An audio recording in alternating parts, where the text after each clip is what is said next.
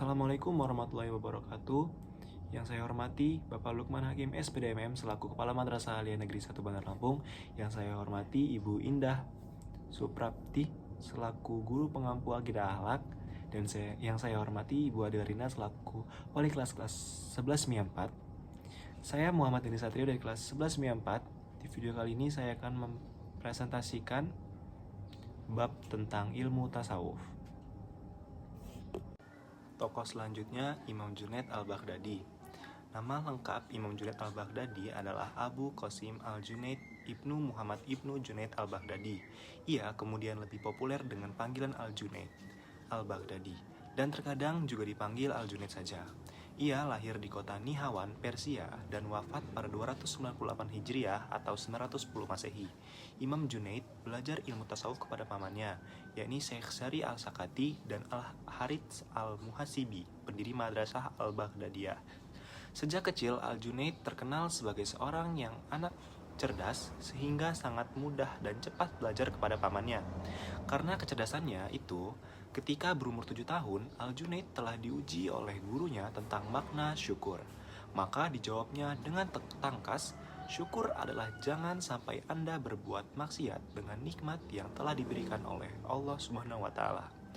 Kehidupan al-Junaid di samping sebagai seorang sufi juga sebagai seorang pedagang. Beliau meneruskan usaha yang didirikan oleh ayahnya, yaitu sebagai pedagang barang pecah belah di pasar tradisional. Selanjutnya, inti dari ajaran tasawuf dari Imam Junaid al-Baghdadi ini, konsep pemikirannya tasawuf yang dikembangkan oleh al-Junaid sebelumnya tersusun secara sistematis, hanya disampaikan lewat ungkapan-ungkapan verbalnya, sehingga pemikiran tasawuf baru banyak ditemukan dari tulisan-tulisan murid-muridnya yang mengutip dari pendapatnya. Adapun dasar-dasar ajaran tasawuf al-Junaid adalah sebagai berikut. Yang pertama, seorang sufi harus meninggalkan kelakuan dan sifat-sifat yang buruk dan menjalankan budi pekerti yang baik. Yang kedua, ajaran tasawuf adalah ajaran-ajaran yang dapat memurnikan hati manusia dan mengajarkan hubungan baik dengan makhluk lain. Yang ketiga, memalingkan perhatian dari urusan duniawi kepada urusan ukhrawi. Bagi orang beriman, meninggalkan pergaulan sesama manusia itu lebih mudah dan berpaling kepada Allah itu sulit. Menghancurkan gunung itu lebih mudah daripada menundukkan hawa nafsu.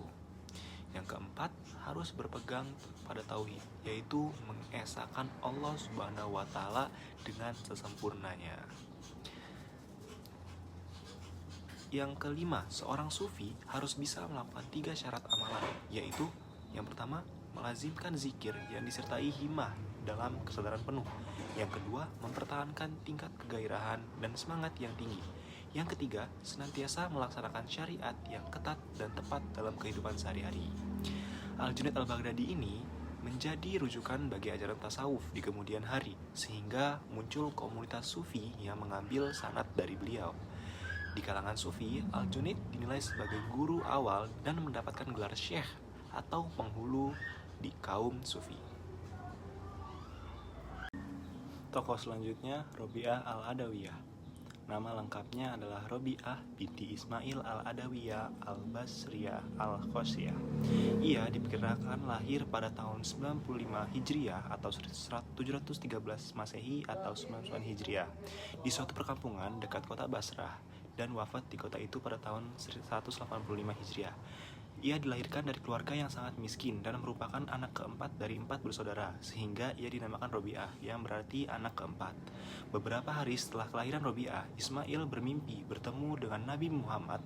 Dalam mimpinya, dia berkata kepada Ismail agar jangan bersedih karena Robi'ah akan menjadi seorang wanita yang mulia, sehingga banyak orang akan mengharapkan syafaatnya. Sejak kecil, Rabi'ah sudah dikenal sebagai anak yang cerdas dan taat beragama. Beberapa tahun kemudian, Ismail meninggal dunia, kemudian disusul oleh ibunya, sehingga Rabi'ah dan ketiga saudara perempuannya menjadi anak yatim piatu. Robi'ah al-Adawiyah menjadi amanat yang sangat laris karena muda, cantik, bersuara merdu, pandai bernyanyi, dan menari. Dari kemampuan menyanyi dan menarinya ini membawa Robiah menjadi penyanyi dan penari di istana Daulah Bani Abbasiyah di Baghdad.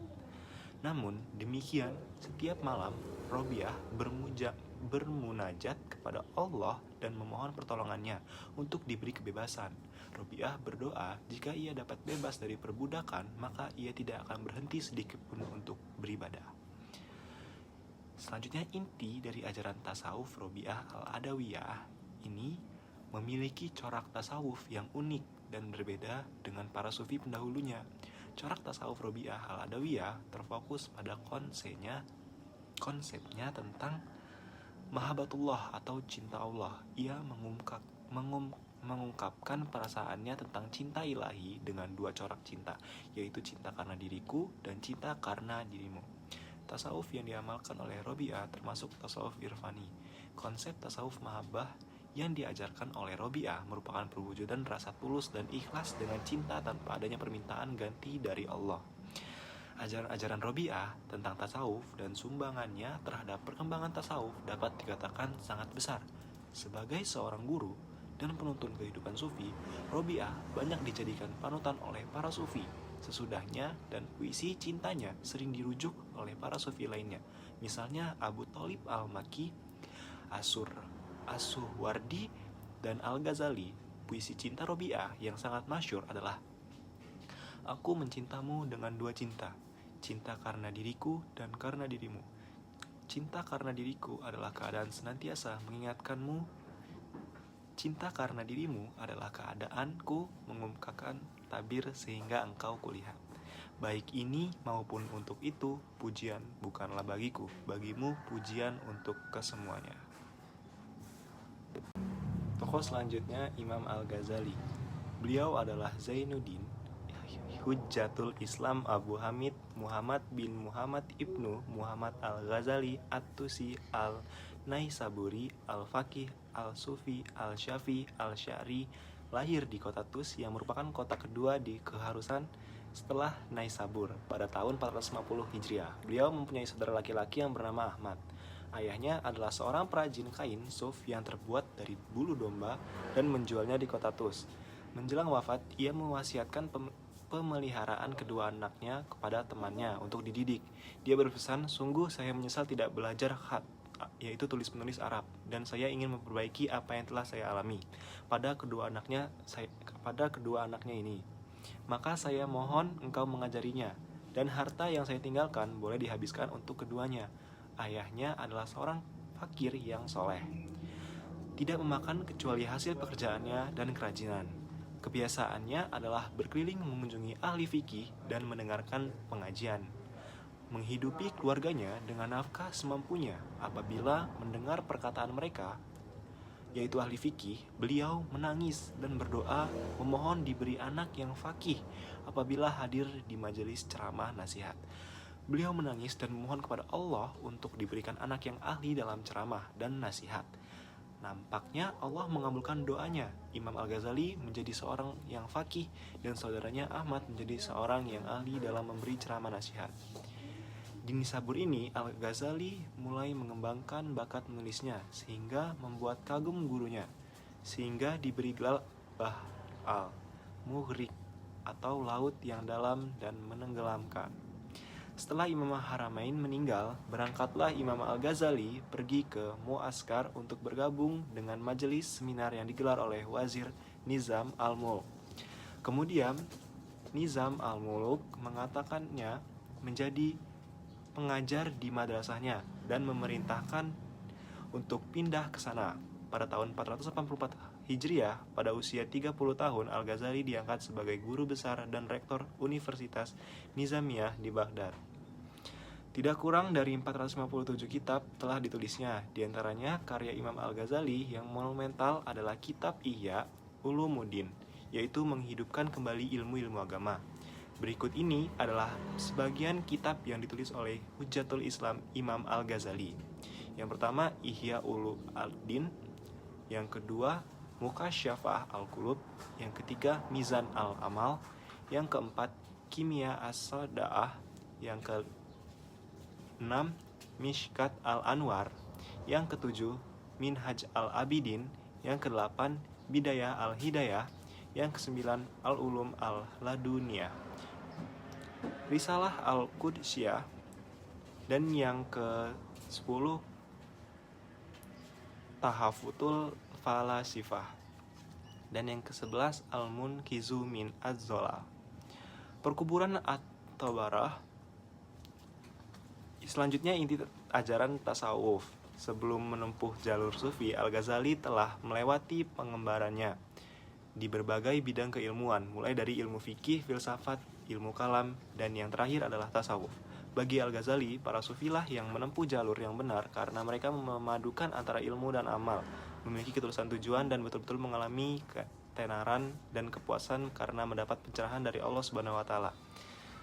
Dalam Ihya, Al-Ghazali menyebut 8 macam sufi, yakni taubat, sabar, syukur, berhadap, takut, khauf, zuhud, tawakal, dan cinta.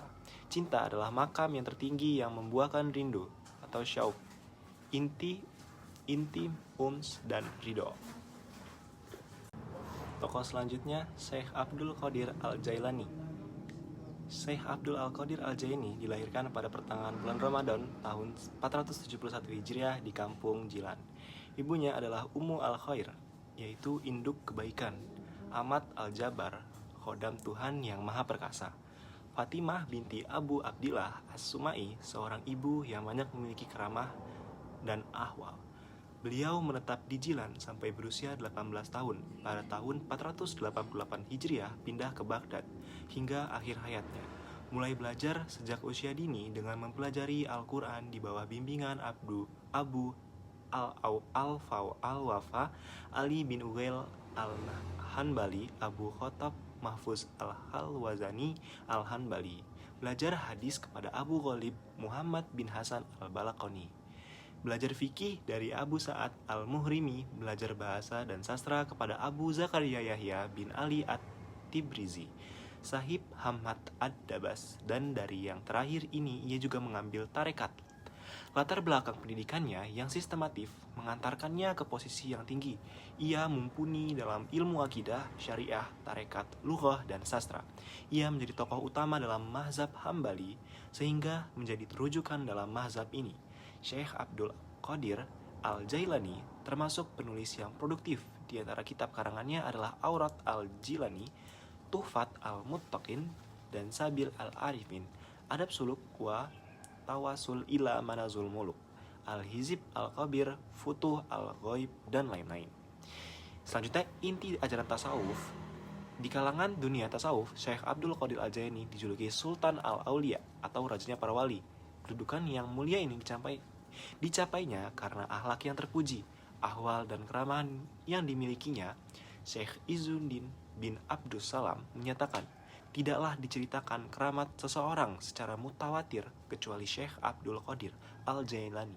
Pujian yang serupa juga diungkapkan oleh Ibnu Taimiyah.